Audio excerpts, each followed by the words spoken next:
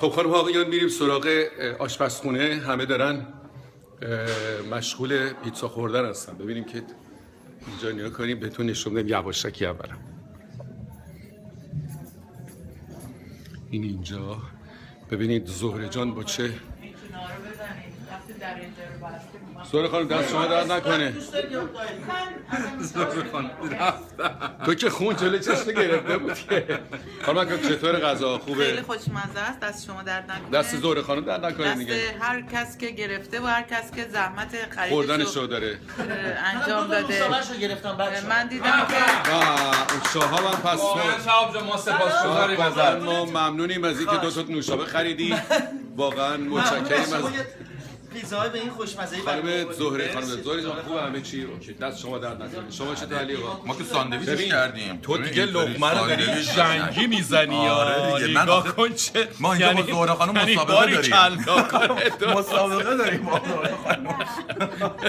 بله بارمان بچه نوشابه بزن. دست درد نکنه شهاب جان واقعا ممنونیم از این زحماتت. واقعا خوشمزه بود. جون من عالی بود. خدای جون دست من عالی از پیتزای شما بهتر بود؟ نبود.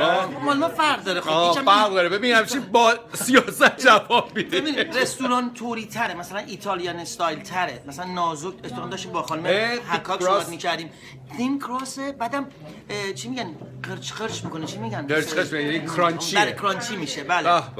و میگم یکم خشکه دیگه. مثلا اینم یه جور دیگه حال میده. اینا الان تو که میشناسی پیتزا اینا این چی الان داستانش چجوریه؟ الان ببینید به میگن everything deluxe پیتزا، درسته؟ هم کامبینیشن. بله کامبینیشن. هم وجتبال داره، هم گراند بیف داره که میشه مثلا بله پپرونی داره، قارچ داره، سبزیجات همه جوره داره. من میبینم که حامدم خون جلوی چشم گرفته. چی شده؟ خوردی تو تموم شد؟ آره من خوردم. دست در نکنه. مرسی. پایی جان تو چیزها یه خورده مواظب خودش بفرمایید. سردشه آقا شب.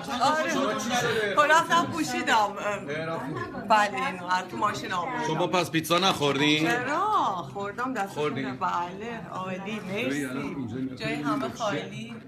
واقعا این خانم حکاک با چت واقعا علاقه ای. خانم حکاک شما مثل خون جلوی چشتون گرفته ها. اون لقمه تو هم خیلی داده. من اعصاب نداشتم. اعصاب نداری معلومه. اعصاب این واقعا اعصاب نداره. یه پیتزا رو کل لقمه. نه خودتون چرا نمی‌فهمید؟ من خوردم پیتزا. حالا آقا شب ایران یادمه بودیم اولین بار که پیتزا اومده بود ایران، مثلا من دوباره 30 خورده سال پیش صحبت می‌کنم. خب بچه بودیم ما اینا رفتیم پیتزایی. نمی‌دونم پیتزا چه یکی از دوستامون اومده بود. بعد داداش بزرگم ما رو برده بود. گفتن که یهو گفت شهاب داداش میگی نونم بیارن. گفتم ببین این نون نداره. آخه تو همه چی با نون. همه چی با نون.